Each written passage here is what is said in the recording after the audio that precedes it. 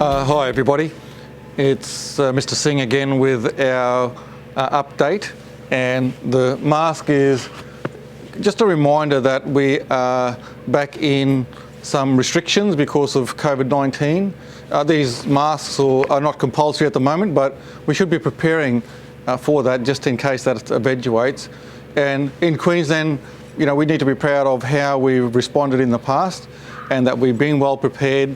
And with a second wave, again, it comes back on us to be prepared for what we need to do in order to make sure that we don't end up like some other places in Australia and around the world with the second wave. So just recently we have had some hotspots identified. So in Queensland, in the southeast corner in particular, there have been 55 spots identified as potential places where people may have picked up or could have picked up COVID-19. So there's that. And so as a result of that, a number of the local government areas or local areas, and our area, Moreton Bay, is one of those where restrictions apply. So we can't have more than 10 people again in our homes. If you have relatives in a hospital, then you may be required to wear a mask, or it may be that you're not even allowed to go and visit. So you just need to prepare for those sorts of things. And look, can I please ask that you respect those essential service workers who are at the front line, and sometimes are the ones that need to talk to you about not coming in or having to follow specific guidelines. They're doing that because they're told to, but also because they're thinking of your best interest and also your relatives or other people around us. We're just looking out for each other, and they're basically there to remind us of what we need to do to keep ourselves and everyone around us safe. So being angry with them, upset, it really doesn't help anyone's situation, and we just need to understand that there's a reason, and the reason is our health and safety. And there's nothing more important. We can't do anything if we're not well and we're not safe. It is important to follow those, and I know that the government is trying to get us to just follow those directions and guidelines through just the advice. But unfortunately, some people don't listen to that advice, and we need to be aware that the police are following through with the regulations. So actually a Caboolture resident has been jailed. So for the first person in Queensland jailed for not just not following the directions and the guidelines, but for repeatedly not doing that. So the person was advised not to continue to have parties. And so now that person has found themselves in prison and also with a fine. So there's a number of reasons that we need to make sure that we are following the guidelines and taking advice from people when they're giving it to us.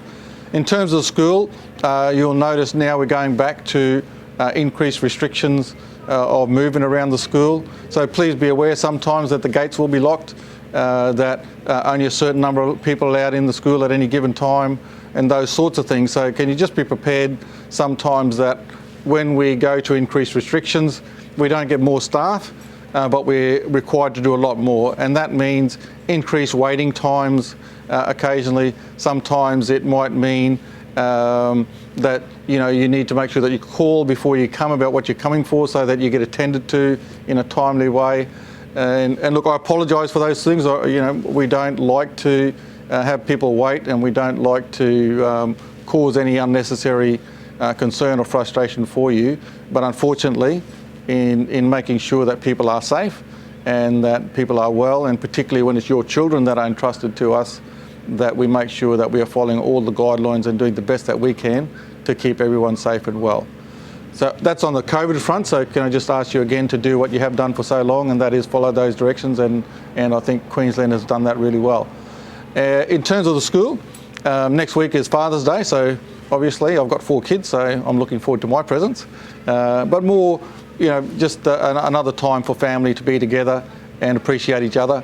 Especially in these times, I think it's really important for us to spend a little bit of time with our families and express how much we appreciate those ones that we love and care about being around us and supporting us through difficult times. So next, it's in a couple of weeks, it's Father's Day. The school or the P&C Association is having a Father's Day stall, so the kids can buy presents and next Wednesday and Thursday, so that's the 2nd and 3rd of September. Remember that Friday week, the 4th of September, is a student-free day, so students aren't required to come to school on that day. Also Monday, next Monday, is a PNC meeting, so I'd really encourage you, if you can, to go along to the PNC meetings. They're doing a great job. Last week they had the portraits, and they've got a Father's Day raffle going as well. We're always looking for more volunteers, so if you want to do some work in the tuck shop, I'm sure that they would be really happy for you to come along. But if I can get you to come along next week to the PNC meeting, that'd be fantastic. But don't forget the Father's Day stall during the week. And I look forward to talking to you again soon. Have a great week.